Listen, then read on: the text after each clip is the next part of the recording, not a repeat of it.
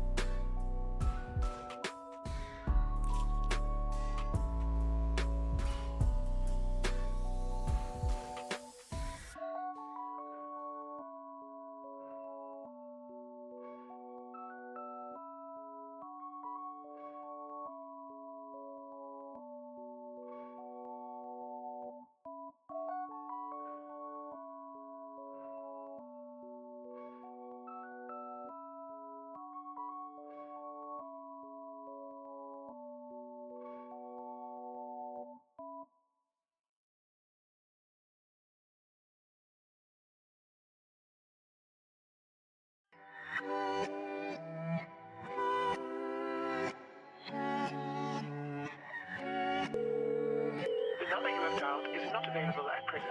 Please leave your message after the beep. If you're hearing this, I love you.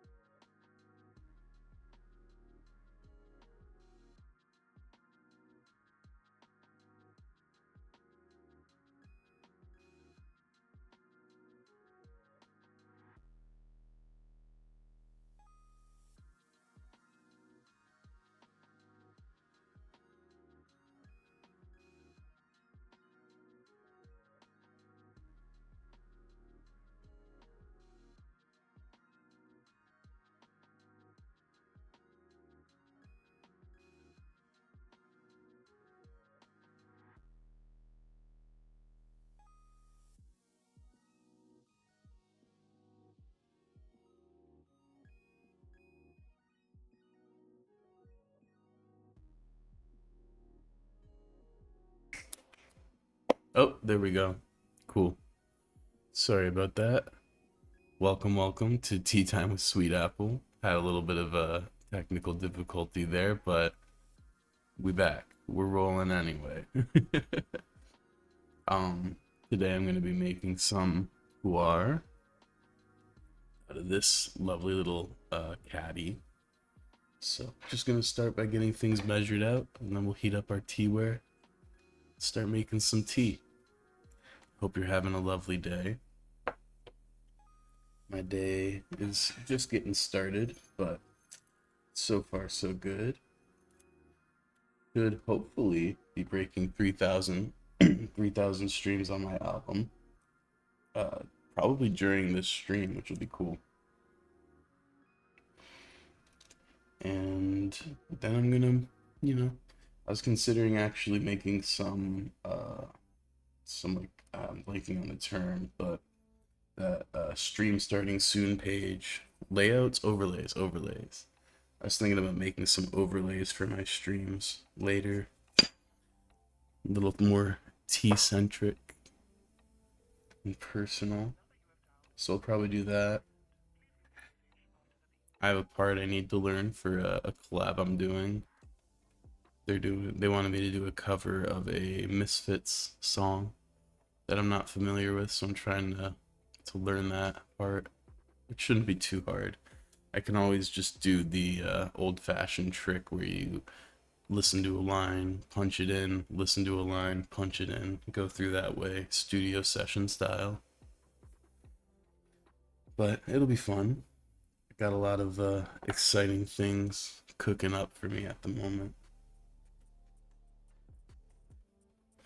Submitted a track for editorial review yesterday as well, which is always exciting because you know that Spotify just loves to add random artists to editorial playlists. Sorry, I guess that was more of an in joke for me. They don't. I question whether or not they read it. So I do like really goofy pitches, just because if someone does read it, I kind of want to make them laugh at least. So I said, "Are you there, God? It's me, Patrick Swayze. I just wanted to ask if you could make me sexy and young again. And also get this song playlisted by the underpaid workers making their way through a mountain of submissions. Oh, and maybe bless them with some cookies and cute animals at work, unless they're allergic. And also bless them with a bonus because they deserve it. Amen." So we'll see. I don't know if it's actually funny, but I get a kick out of it. So I guess that's all that really matters.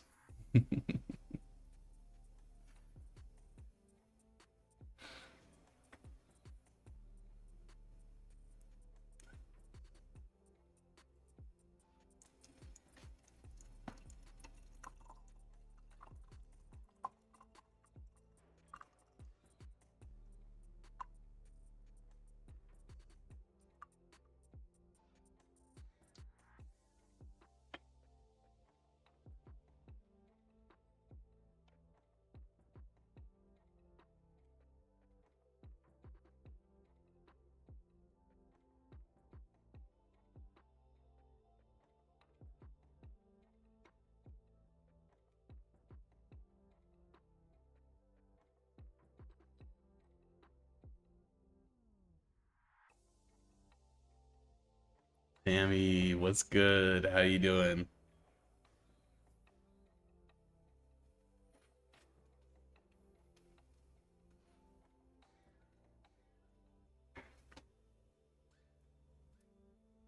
I finally finished the last of that Dan song that was in this.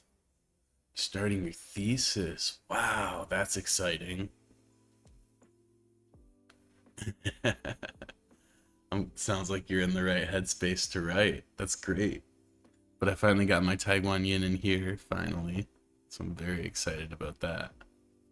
Um, what uh what category of academia is your thesis in?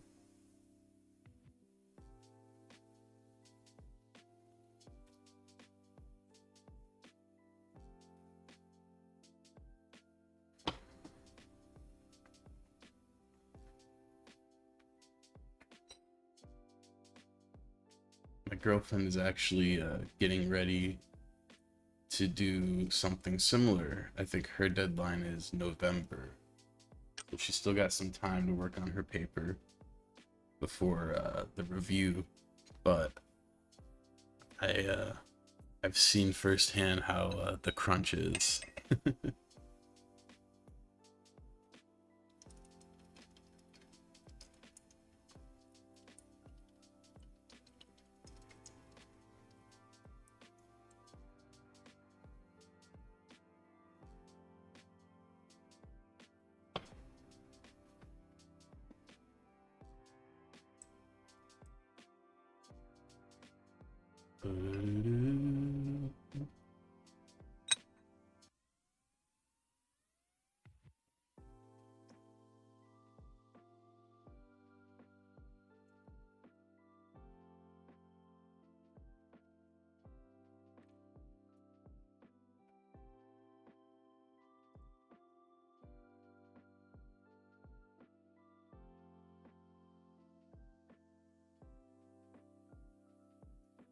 Smells so good.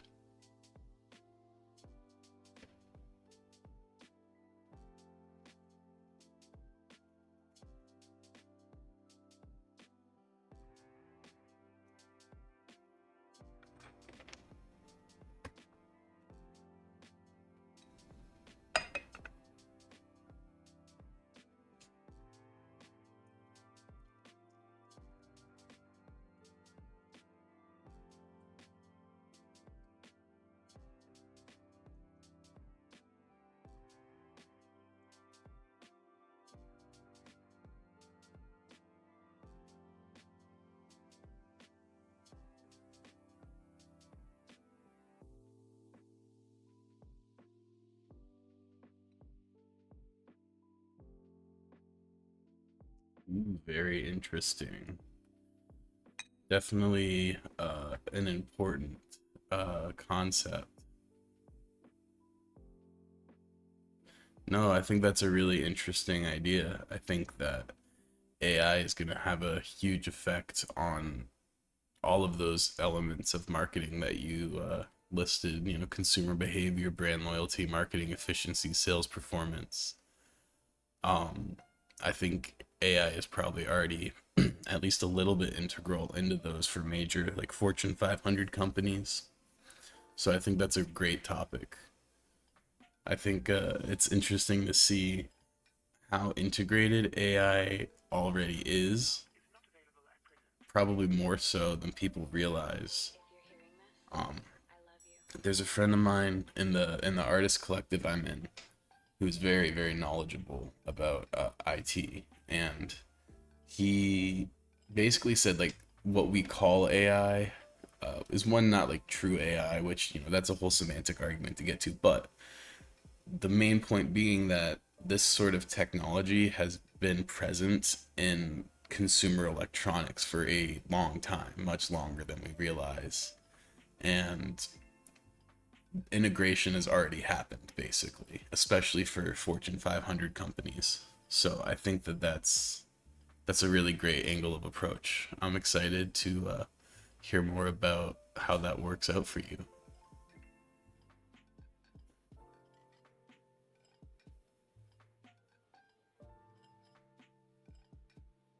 Because yeah, I think the number one thing that I think of with AI in terms of like its usefulness is definitely with analytics. Saves so much time crunching numbers and probably even be able to uncover trends that most people would overlook.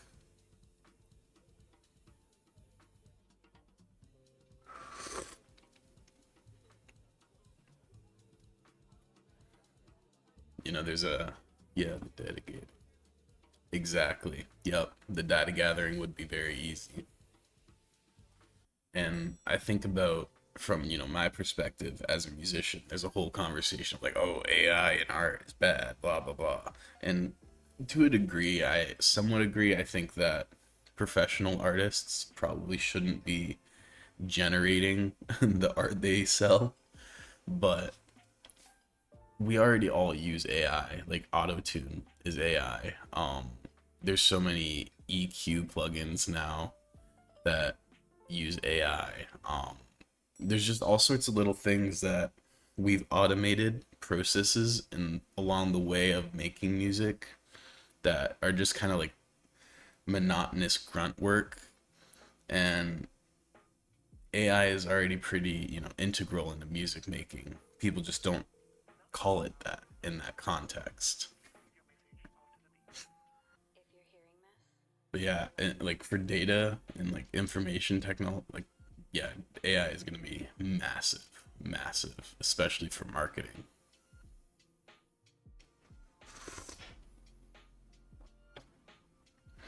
Because let's just be honest, a robot is gonna be way, way better at aggregating information and observing trends in that data set than a person. It's just that's it's math. It is an algorithm, you know?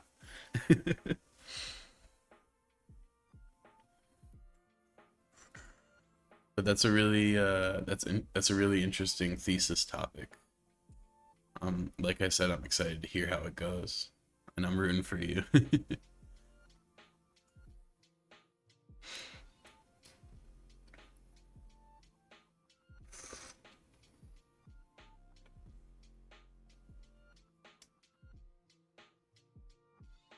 My girlfriend is just wrapping up collecting data for her paper.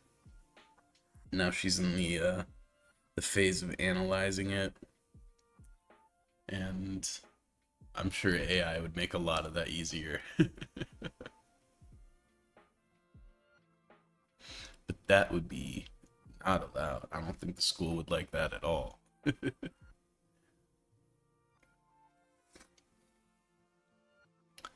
Um, I believe there was a survey involved in her study. She's a neuroscience student, and so she did brain scans, and she had to make like an algorithm to analyze the data from the brain scans. But I do believe part of that was a survey, and the survey is meant to like trigger different responses in your brain as you go through the scan.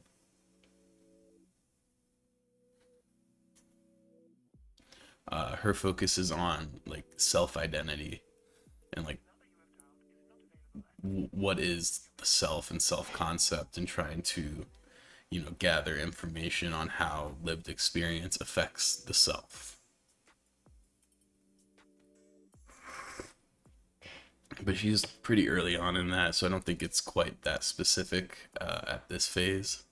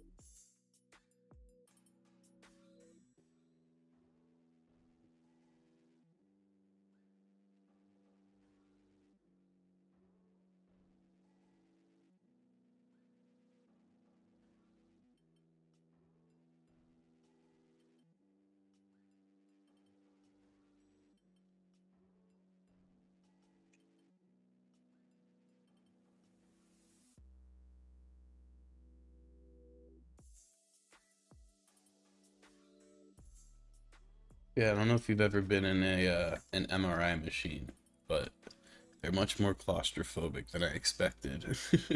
And maybe it's just because I got broad shoulders, but I always feel crammed into it whenever I've been in one.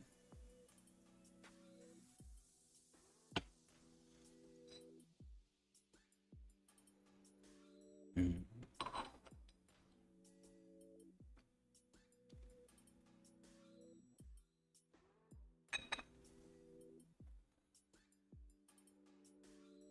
There's a lot of cool noises though. You can't have metal, so I don't know how you would need a special microphone. And they have one that they used for the study I participated in. Yeah. They are kind of scary to be honest, because if you got like any metal on you, that sucker will just yoink it, even if it's in your body, which is terrifying. Um, but they make so many cool sounds. But they use these microphones that don't have any ferrous metals in them, which I'm not really sure how that works, but they sound terrible. But I would love to be able to like record and sample an MRI machine because they genuinely sound so cool. There's so many interesting like just noises that they make.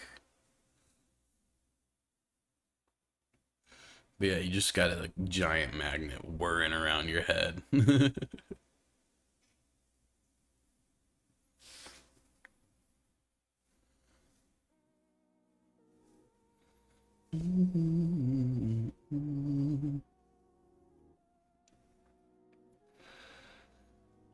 I also had to get a CAT scan when I was younger. I had appendicitis, but I was tiny then, so I didn't feel very claustrophobic.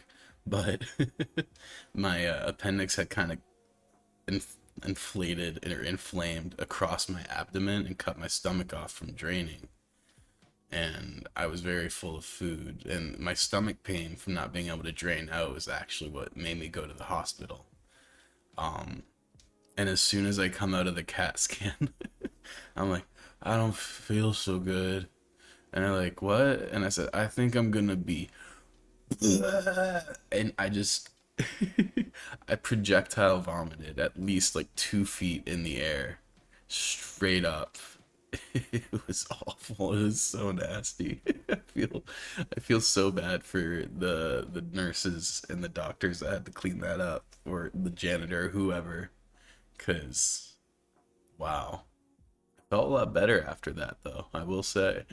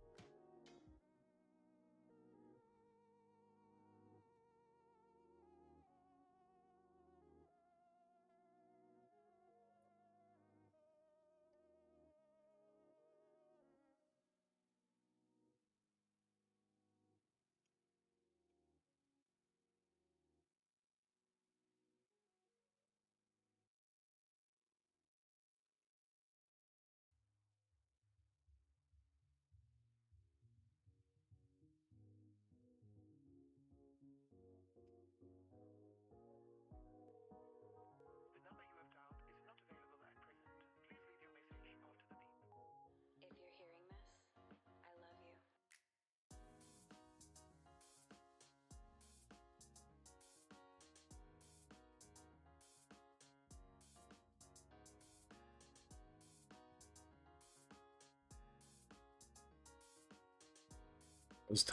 I was talking about wanting to hit 3K yesterday on stream, and I'm just 50 streams away now. So I got my Spotify for artists open. I'm just kind of like peeking over, waiting for that number to go up. We got 3 people listening right now, so we'll get there. We're gonna be there. It might take a little bit though, but gonna hit 3K today, which is very exciting.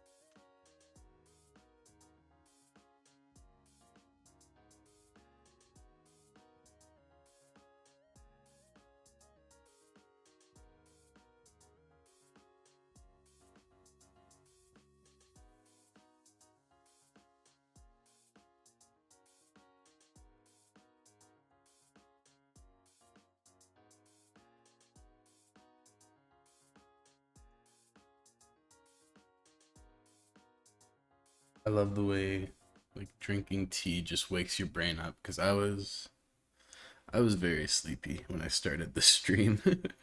I'm starting to feel my brain come to cooperate with me a little bit more.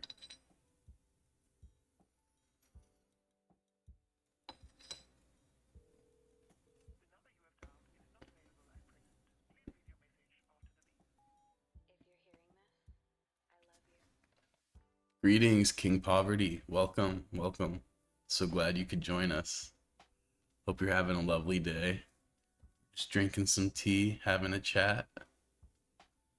We were talking about thesis papers a second ago, but we can talk about pretty much anything.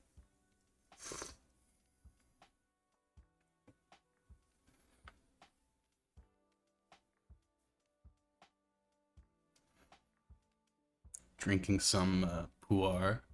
You just had the dumbest, most brilliant idea ever. Oh yeah? What's that? Why don't you share? I'd love to hear about it.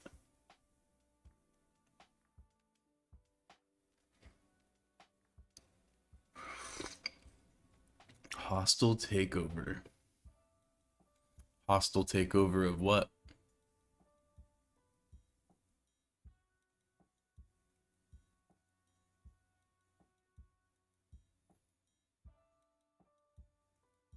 High school cafeteria edition. Oh, I see. Interesting.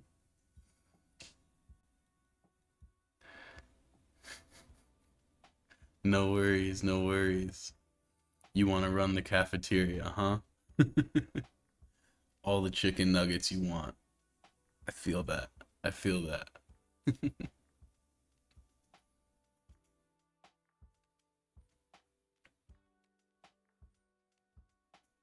Yes and no. I see. So what do you want to seize the cafeteria for? Just for the walls?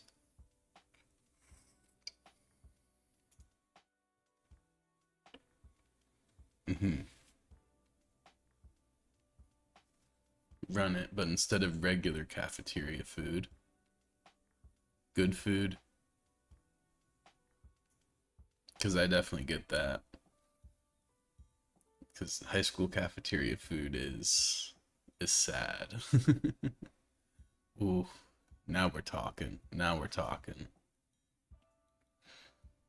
Yeah, that would be far superior than the slop that they usually serve. I definitely remember when I was in high school thinking something similar, thinking that, man, it would sure be nice to get some decent quality food. It would honestly be so funny having like top end chefs just chilling in a high school cafeteria, bussing out orders. That would make for good TV, to be honest.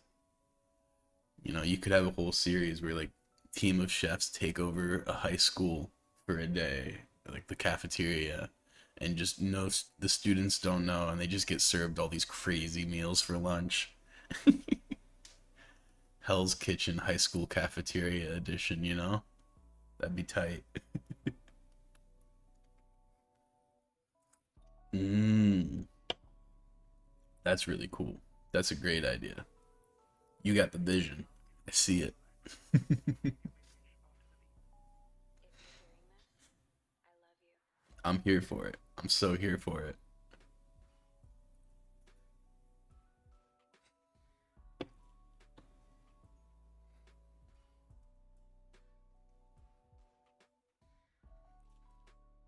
Everyone gets their own ratatouille. I do the same thing. The worst is like when I got no snacks or anything and I just start watching food videos and things like that, and all of a sudden I'm like, man, I'm so hungry, but I got nothing to eat. Sometimes it makes me end up baking stuff or whatnot because those people who shoot food shows, they really know how to make that food look good.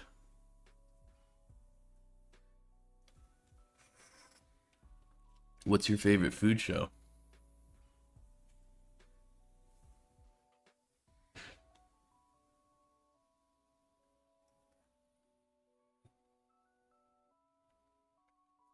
Anything that's valid. I recently went on a Hell's Kitchen rabbit hole. Interesting. I love making food because I like eating it. So that's really interesting that you love to make it, but not so much to eat it. But I also really love getting to see other people eat my food. I think that that's immensely satisfying. You know, you spend so much effort and energy and put so much care into making something really delicious, and then you get to see someone's face light up. That's that's great.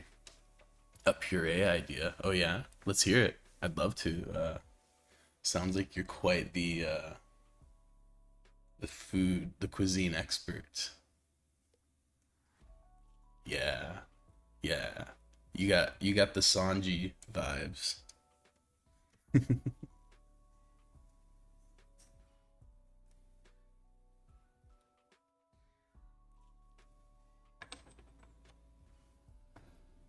Basil, mint, and banana. Ooh, that sounds really good. I like that idea.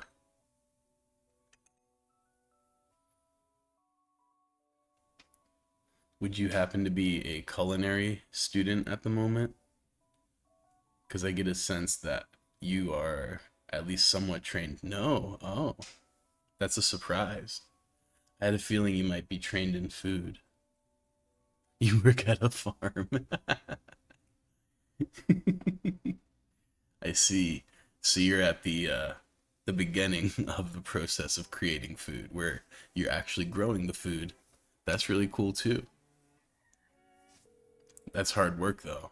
I respect that. I respect that. I know some farmers. It's tough work, but it's also kind of a nice lifestyle, and it's definitely got its own merits.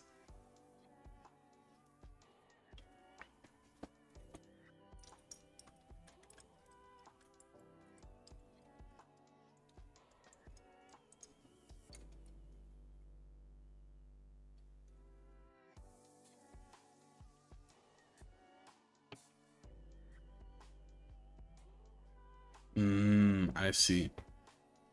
That's really neat. I bet you have a lot of fun cooking with your mom then.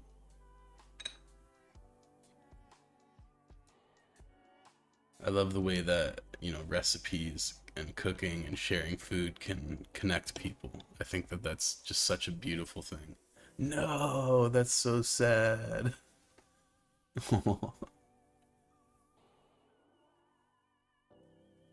Well, I hope that y'all get to cook together a little bit more. Unless you don't like cooking together, because I get that too. Yeah. I bet y'all bust it down.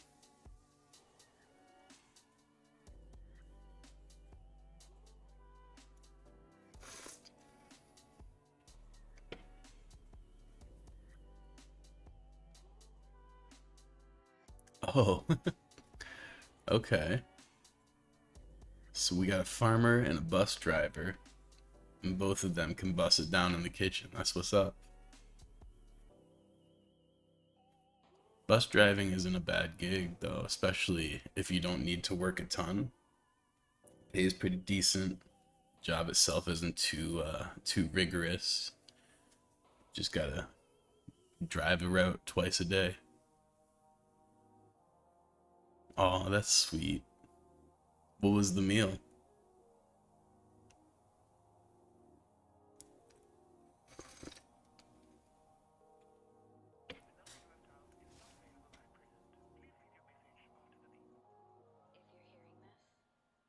you're hearing this, I love you. Nice, nice. It's always satisfying to pull off a surprise party.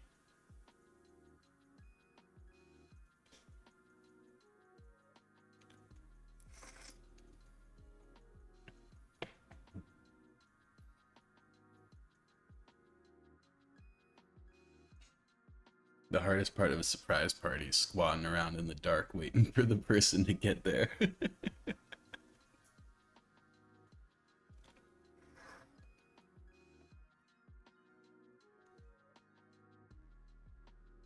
And then, of course, there's always the one person that everyone's got to babysit to make sure they don't ruin the surprise.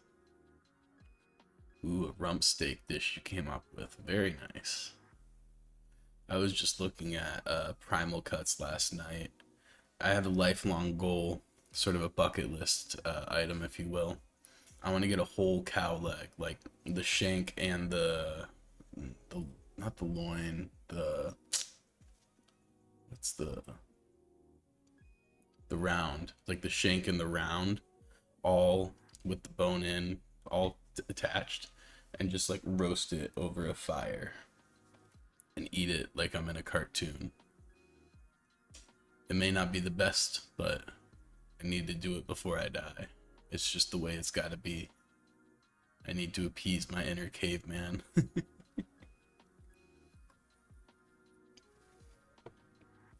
That said, stuff cooked over a campfire smacks.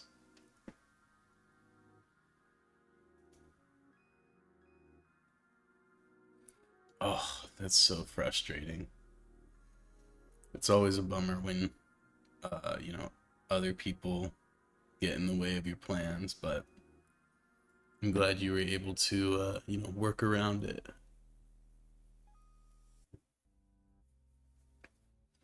Sometimes, that's what you gotta do. You just push forward. Plus, it's always a little bit of fun to improvise. Roll with the punches.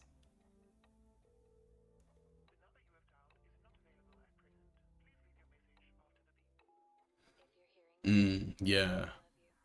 Yeah, I definitely don't see Flatiron often.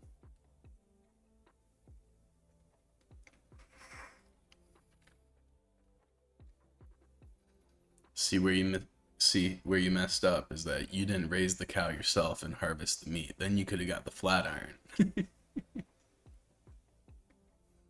Okay, gotcha.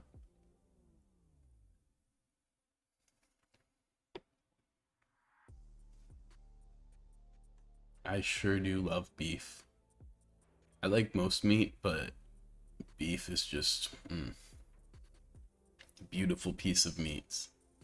Yeah, I'll have to get a flat iron. I think I've had one before, but it's been a while at the very least, if I've ever had one. So I'll have to do that because I'm gonna be getting some groceries pretty soon, and I've been jonesing for some beef. It's been quite a while. The way grocery prices, lol, the way grocery prices are lately, it's become more and more of a luxury. But I'm due for some beef. Dry rub with cardamom, orange zest, garlic, and hazelnuts. Ooh, that sounds really good.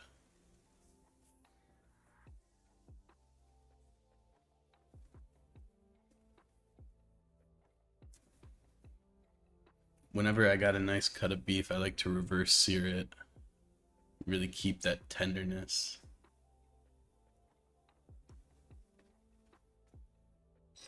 I keep my seasoning pretty simple, but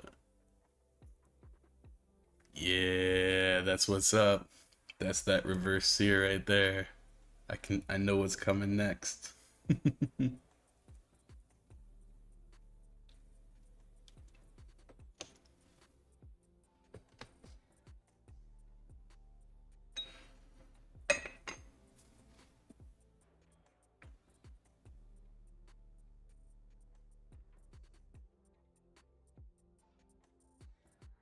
Oh, okay. I stand corrected. I did not see that coming.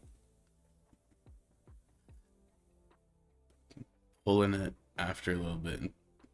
It's really interesting. Okay, that sounds really good. And no, I haven't heard of that technique, Sammy. I'm about to Google it.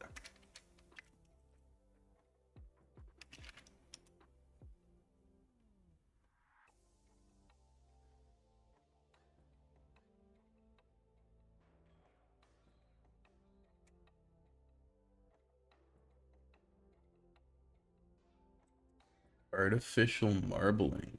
Interesting.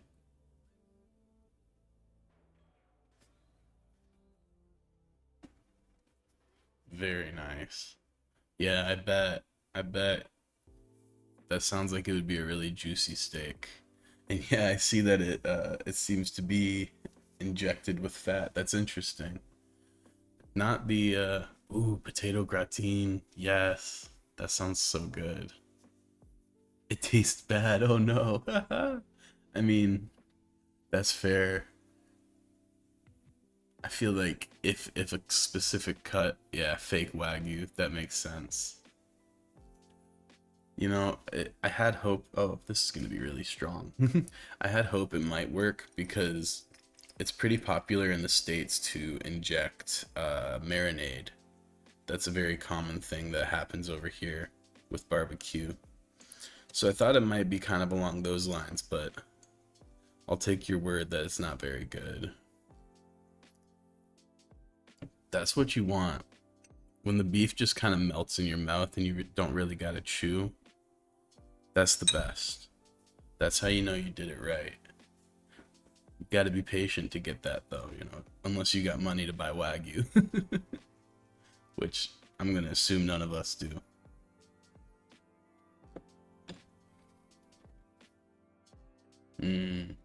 I know the feeling. I feel like every time I get really deep into a recipe and spend a lot of time preparing something, everyone else is enjoying it, like, oh, this is so good, this is perfect, and I'm just sitting there like, I could have done this, I could have done that. Holy smokes. I'm surprised it wasn't enough orange zest, but hey, you know, the palate is the ultimate judge, so I believe you.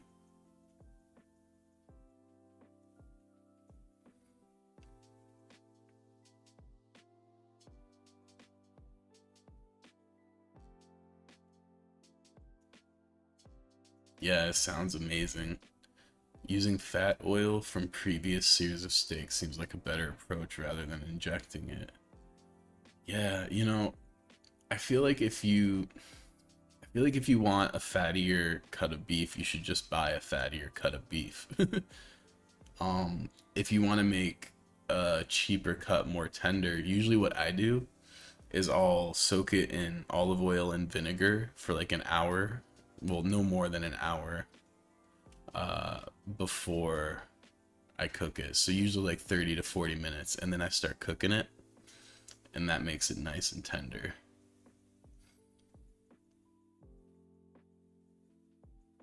Oh, that's actually a good cooking technique. Well, I stand corrected.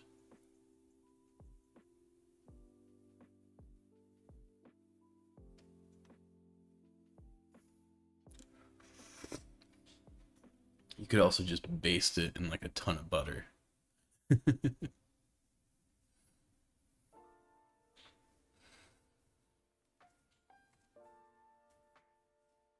Hmm, that makes sense. High-end restaurants probably have pretty high-end cuts already. They probably don't need to amp up the fattiness a whole lot. Yeah, for sure, for sure. Like I said, I feel like if you want a fattier cut of beef, just buy a fattier cut of beef.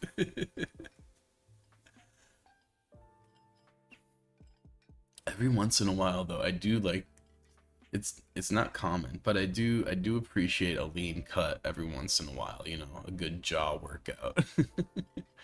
Something about it is just kind of texturally satisfying to me.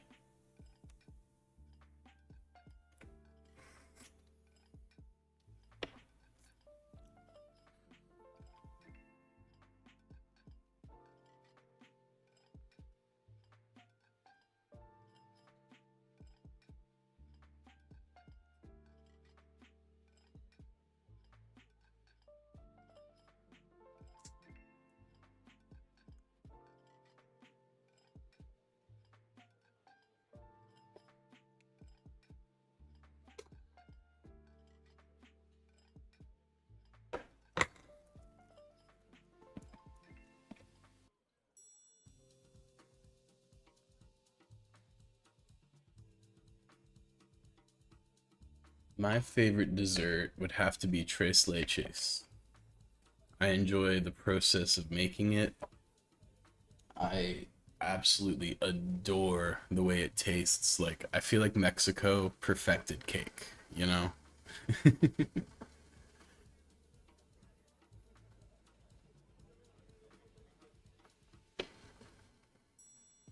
How about y'all?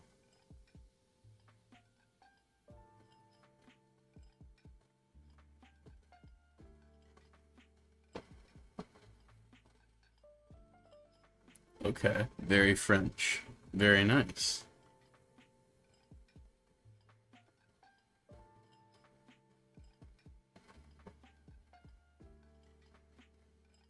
So like macarons. Ooh, yeah. Creme brulee is really good.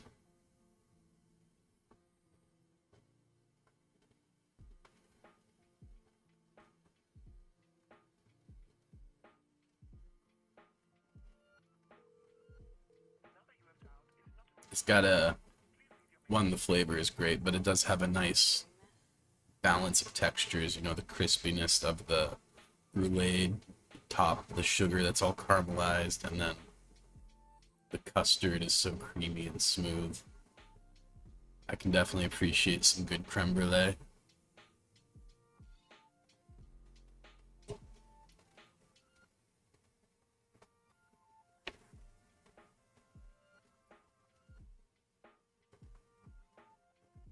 Oh yeah, Tivoli. Okay.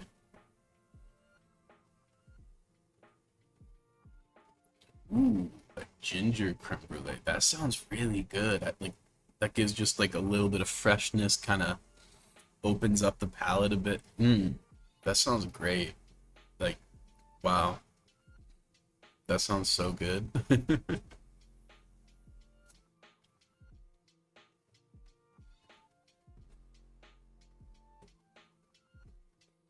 mm, I love ginger, so I'm so here for that. Like, I'm the kind of dude that when I get sushi, I will eat the ginger just straight up by itself. Oh, get out. That sounds so good. The vanilla ice cream and almond flakes definitely puts that over the top for me. Wow. Mm, I need to try that stat. I don't know if I'm going to be able to get to Copenhagen anytime soon, but that is I'm going to have to remember that if I ever end up out there.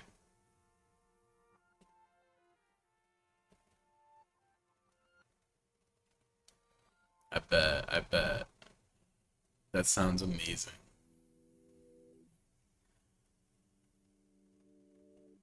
Best part about that?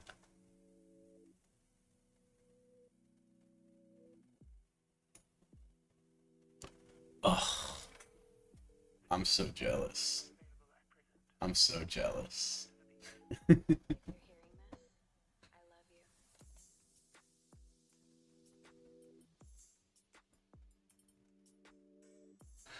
I love you. Ooh, clapper tart sounds very good.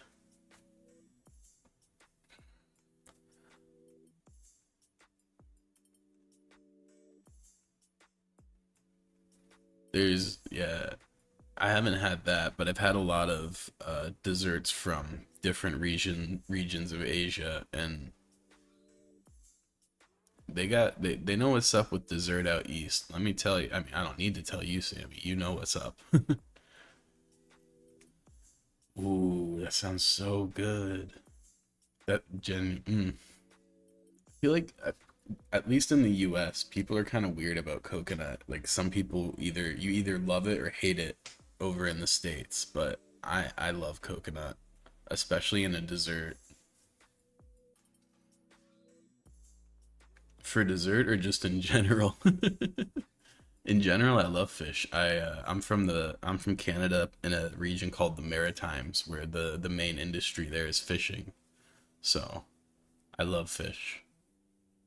Actually, it's also where like most of the lobster in the world comes from. Ironically, it's a luxury dish everywhere else, but my mom grew up eating lobster as like a poverty meal. Hey, that's fair, you know? We all have our own context and upbringing that we developed our palates in, and so everyone has their own taste preferences. I mean, if you don't like an ingredient and you find a way to make a dish that works with an ingredient you don't like, I feel like that just speaks to the strength of the dish, in my opinion. Right, right.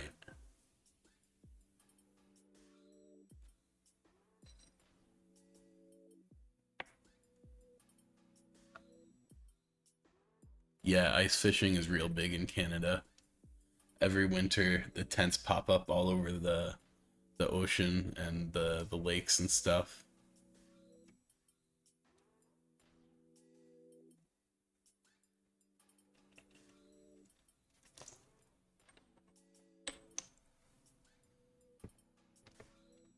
Yeah, yeah, it's a vibe.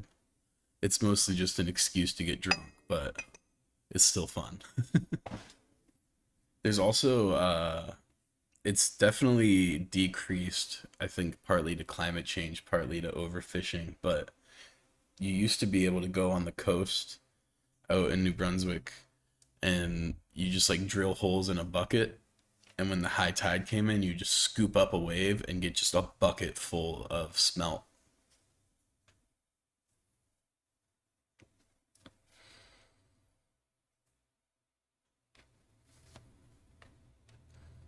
That sounds great.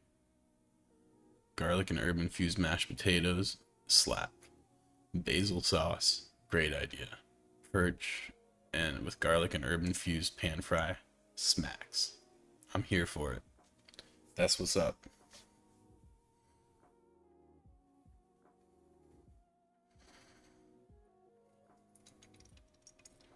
I see the vision for sure.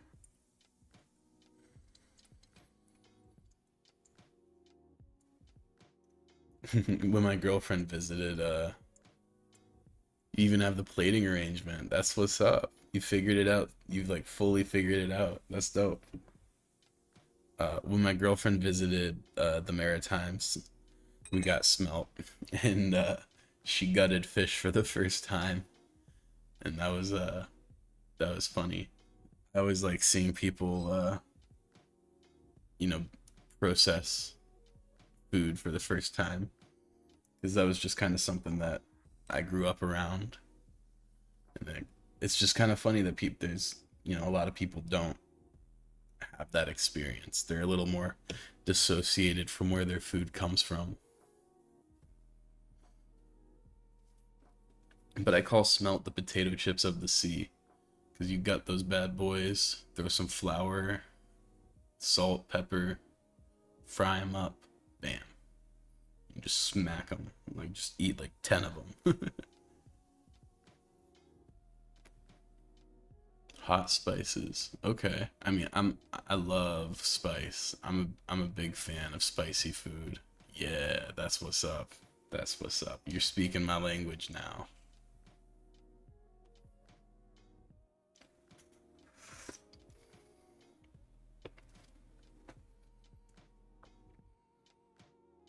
Yeah, I love spicy food. I'm the type of dude who goes to the Indian restaurant and I order like my food's actual spicy and they look at me like, "Are you sure?" And I'm like, "Yes. Yes. Bring me. I want my stomach to feel like it's full of lava by the time I'm done eating." Yeah, it sounds pretty straightforward.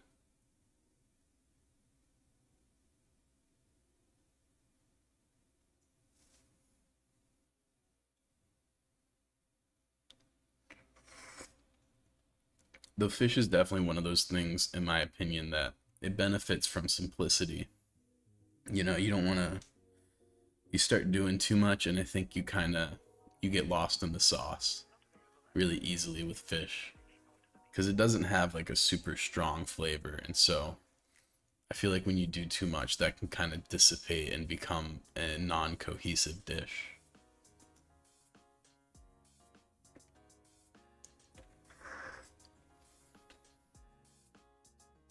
I got you. Technique is important.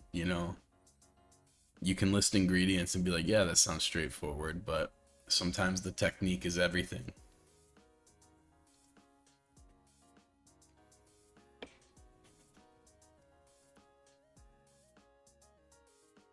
It's like French omelets, you know. Yeah, exactly. Cuz like yeah, everyone conceptually understands how to make an omelet, but how to make like a correct omelet in French culinary technique, that's much harder. That's very difficult. There's a reason it's like a standard litmus test for chefs.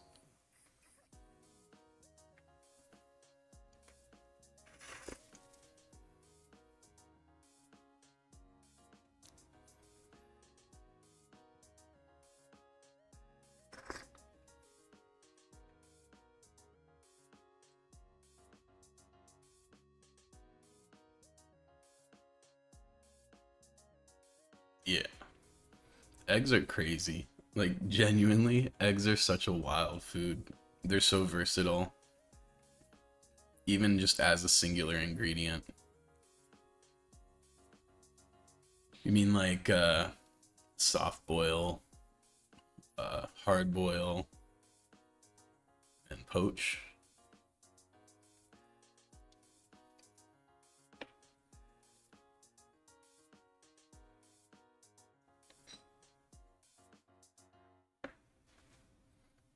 Does poaching count as boiling an egg? I feel like it does.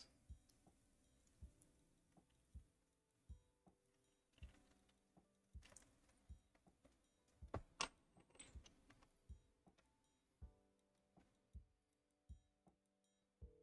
this,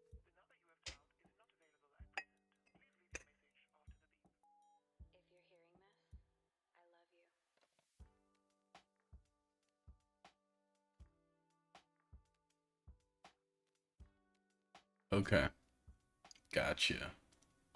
So just kind of like three different doneness of the boils,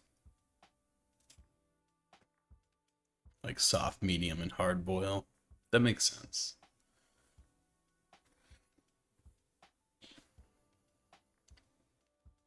Right, right. Yeah, that checks out.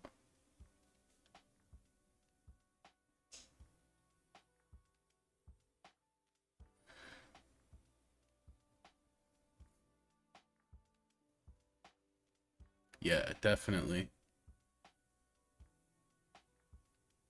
I uh I don't really have much reason to poach eggs often, so I'm probably pretty terrible at it. But I can boil an egg pretty well. I usually only ever do hard or soft boil though. If I'm adding it to ramen, I'm gonna do a soft boil. If I'm just gonna eat it straight up, I do hard boil.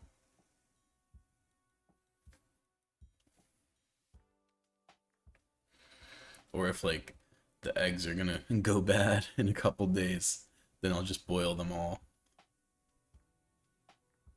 Yeah, I believe you're correct. I That sounds familiar to me. So I think you're correct on that. Have you seen like have you ever read a recipe for how like restaurant style French fries are made? Because you would think French fries are like a super simple dish, but it's it's wild. You like triple cook them basically. You gotta like give them a chemical bath. You wait, let me think. You parboil, chemical bath, and then fry them, and that's how you get like proper restaurant style French fries. And it is so involved. It's wild. Gives me a lot more respect for the humble French fry.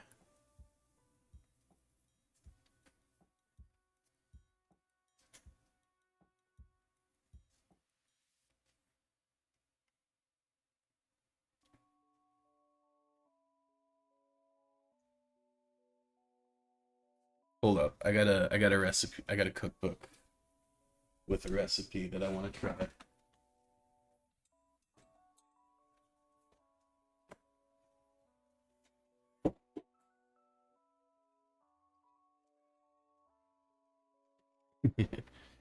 I take it you like to freestyle, which is definitely super valid.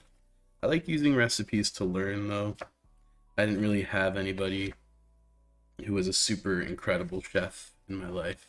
My mom can cook. She's definitely got some good home cooked meals that I love, but a lot of what I had to learn was mostly from like YouTubers and stuff. If you're hearing this, I love you. There we go.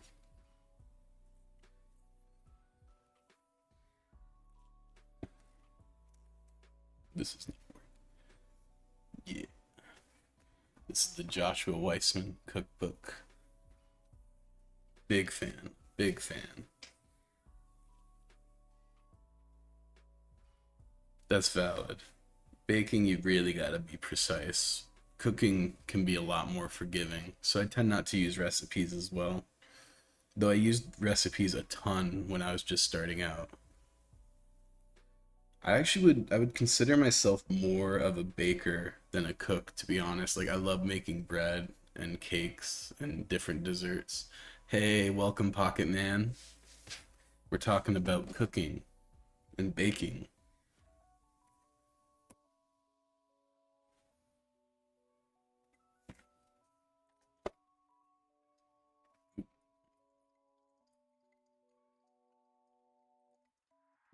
That's valid. Yeah, I'm sure it helps to have a mom who went to culinary school. You could probably pick up quite a bit from her.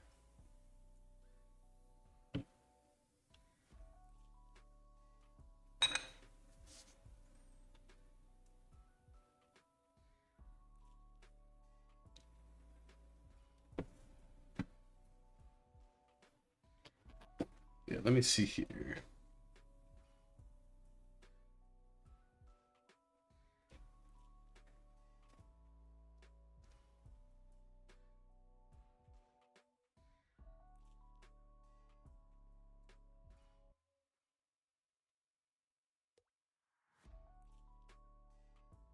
Okay, so yeah. How many cups of tea have you drunk already? I haven't been counting, but if I had to guess, like three. A lot. Probably like, yeah, a lot.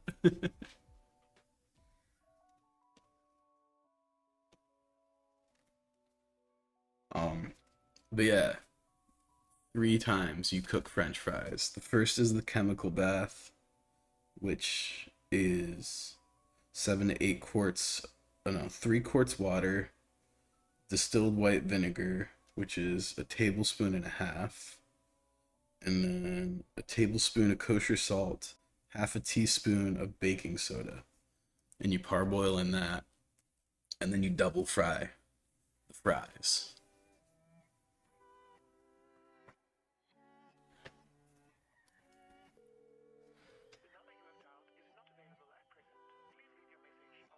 Uh-oh, that's scary. I'm glad you didn't get your eye poked out. I actually, how is this healing?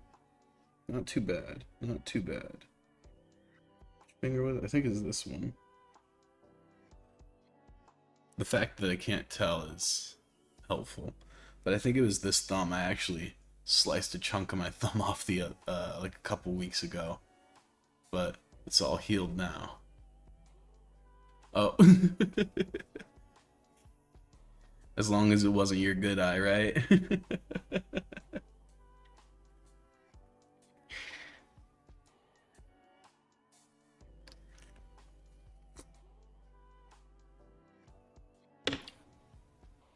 What good eye? I see. I see. Oh, I got you. I got you. I interpreted you saying you're half blind as only having vision in one eye. My bad.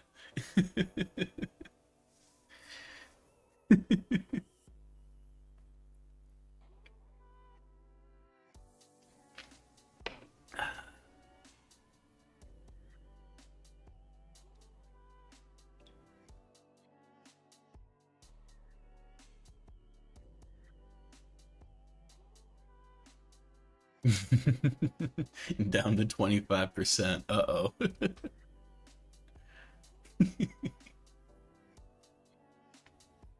No, I get that. My girlfriend wears glasses and she can't see for shit without them. It's really funny actually. If we're like laying in bed watching something, then I gotta like audio. I gotta do descriptive audio for her.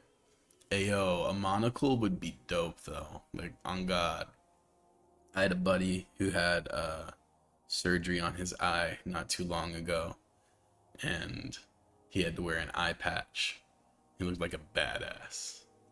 I think there's I don't think we give enough love to our cyclopses out there in society. They look dope as hell.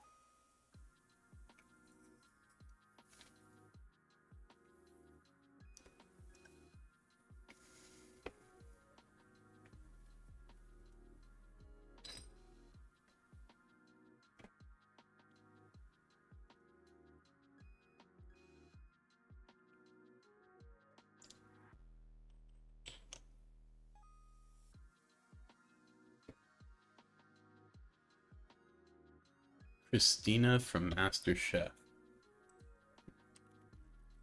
I haven't watched a whole lot of MasterChef, so let me see here. She is she a one-eyed queen?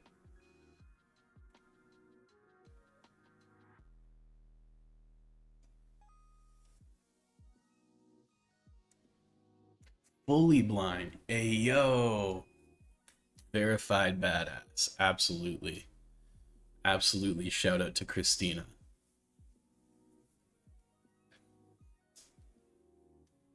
She's the Stevie Wonder of cooking. No, but that's honestly incredible. That's sick. It just goes to show, like, the ingenuity of people. Like, we can overcome anything. It's like, can't see, don't matter. I'm gonna bust it down in the kitchen anyway. That's what's up. I love the indomitable human spirit.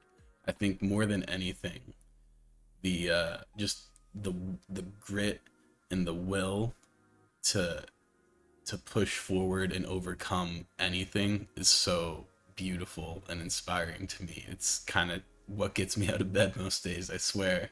She won. That's what's up. Let's go. Let's go. That's sick. I'm gonna have to watch season 3.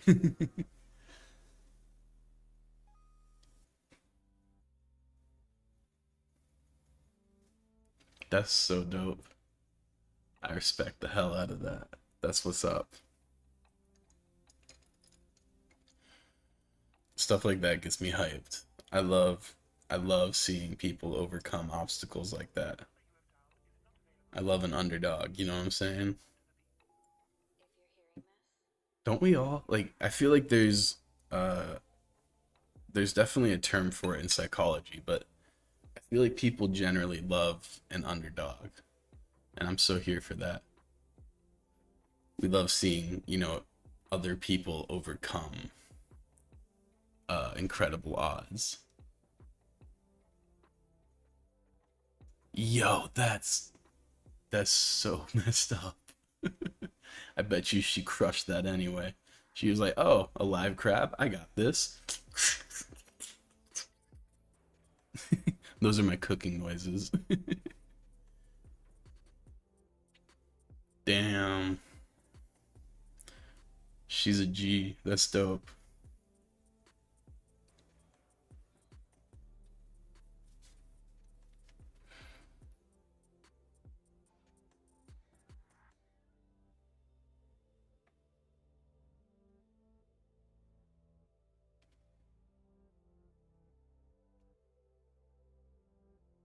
I still can't get someone really handed her a live crab. That's messed up. It's like, I'm gonna try to harm you. It's so messed up.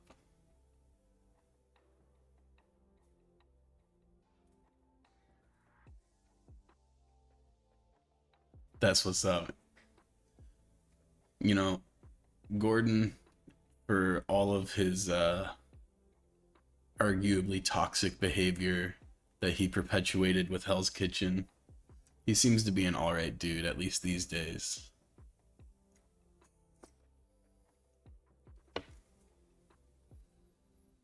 It's really funny actually seeing Gordon Ramsay try to pivot to being a YouTuber. I can't quite put a finger on it, but every time I see him in a YouTube video, he feels out of place.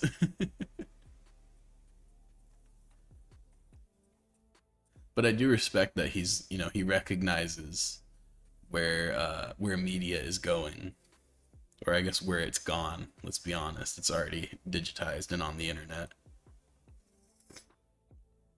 I read something recently that Disney is kind of having a crisis because children watch YouTube way more than they watch Disney Plus, and Disney's kind of in a tizzy over that because if they can't, you know, get kids in young, then their whole business model falls apart.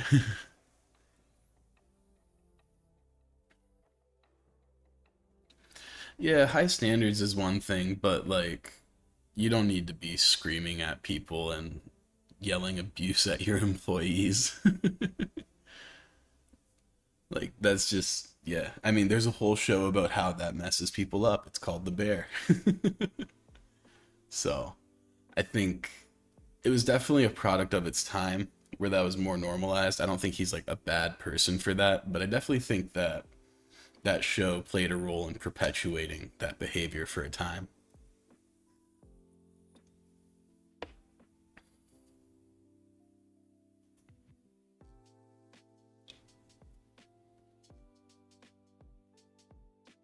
Yeah, yeah, that's valid. Some of those people do deserve to be yelled at a bit, but some of it is very uncalled for at the same time, you know. But that's why he changed his brand. You know, he recognized that he read the room. He saw that that wasn't the vibe anymore.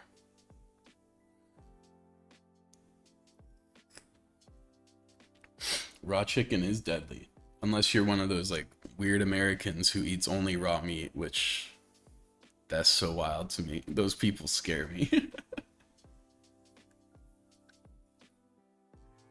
Those Liver King type people.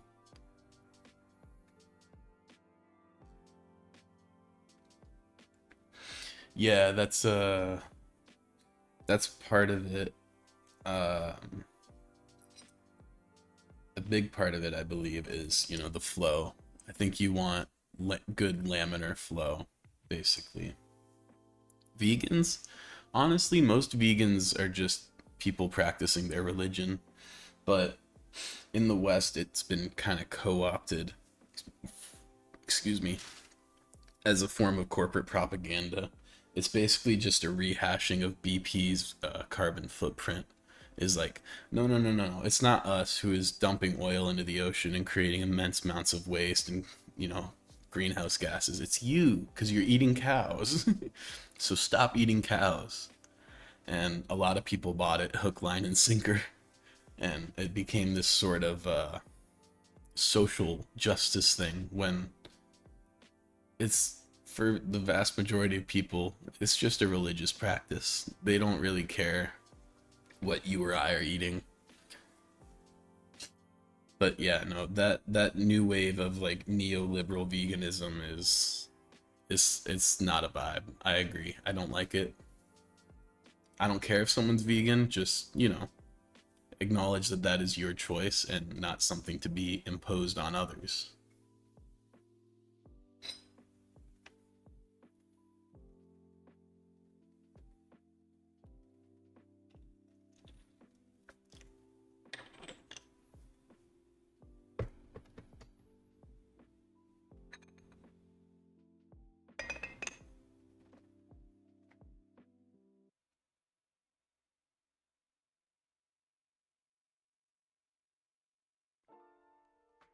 Yeah, I love a good steak. Exactly, exactly. Y'all get it. And I think, honestly, in my experience, most vegans also get it. I think that it's, as with most things, it's a small minority that's kind of ruining the image for everyone because that small group of people is extremely loud and extremely obnoxious. And I don't know, I know a lot of people who are vegan and are very chill about it. They don't see it as like their crusade or anything like that. So, yeah, like I said, I think it's just a small group of people that are kind of tarnishing the name for the majority. Oh my gosh. She is the worst. Ugh. She is the epitome of the worst kind of vegan. And like I know so many vegans that can't stand her because she's just doing such bad PR for their movement. Oh my goodness, she's awful. I'd forgotten about her until just now.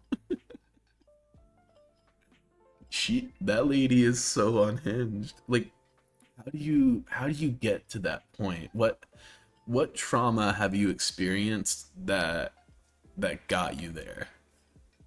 Wait, Gordon trolled her? This okay, I didn't know about that. I want to see. I'm going to have to look into that. That's so funny.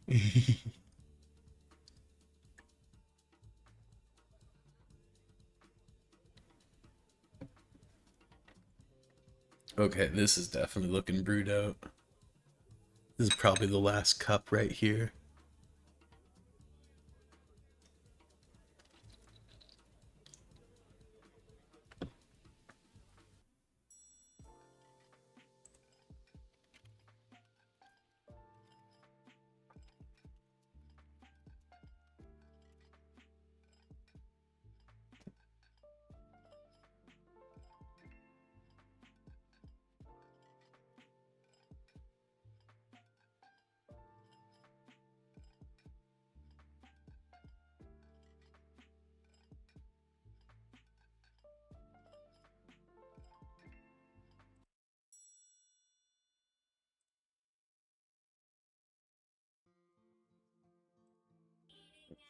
I think I found it.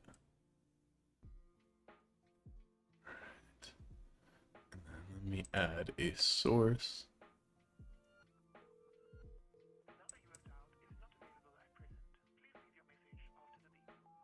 Browser source. I love you.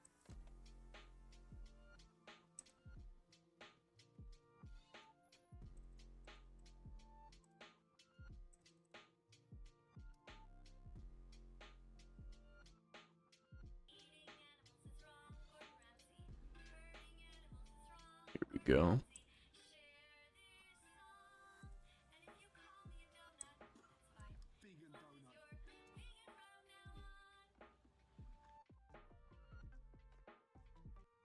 Oh, hold on.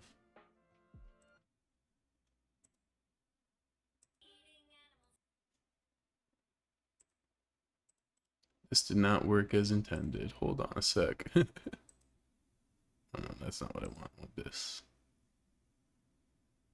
Fresh. Here we go.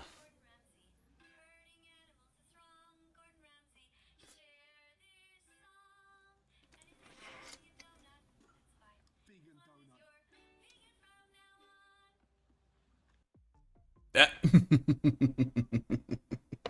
That's so good.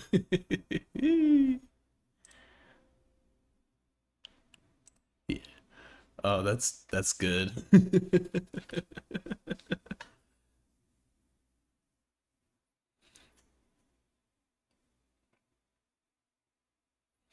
No, that's too bad. I'm sorry about your thesis proposal, Sammy. That's a bummer. Yeah, no, that was pretty iconic for Gordon. I think this new era of him integrating into internet culture is definitely a general positive, but I also think that he hasn't quite figured out his own content on YouTube and within the internet ecosystem. It still feels a little bit too much like what's the word? Like legacy media, but he's definitely on the right track. I think he, more than most traditional celebrities, is figuring it out.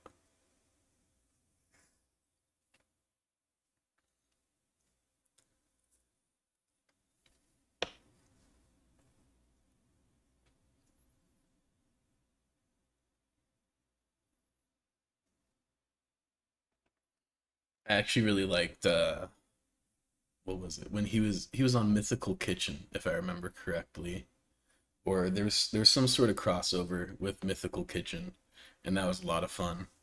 I'd love to see him do yeah, do more collabs with cooking YouTubers. Like him and Joshua Weissman would be an awesome collab, or him and Babish.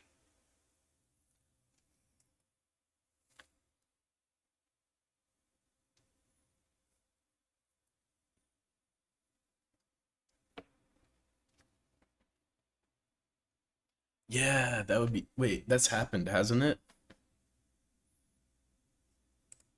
Gordon and Nick D. I'm gonna D Giovanni. I always have to read his name. I can never remember his last name.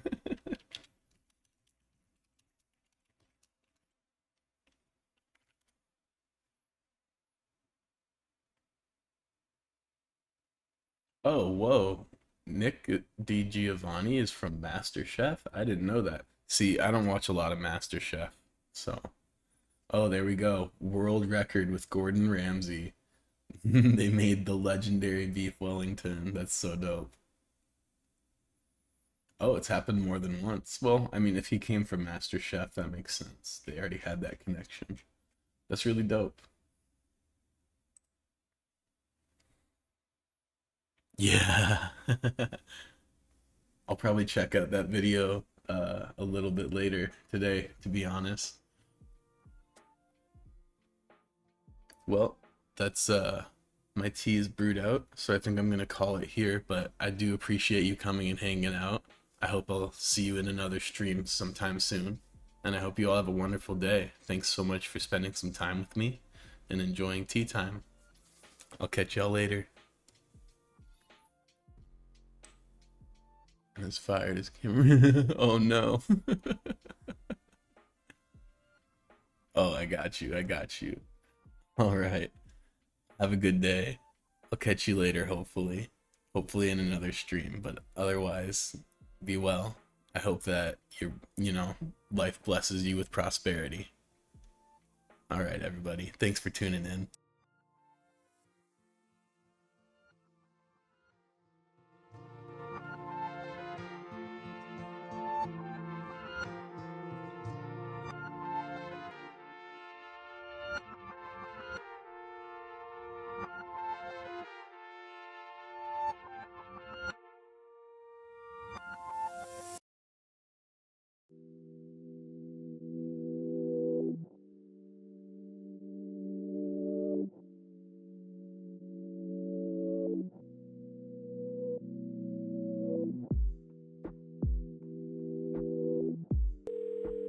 The number you have dialed is not available at present. Please leave your message after the beep.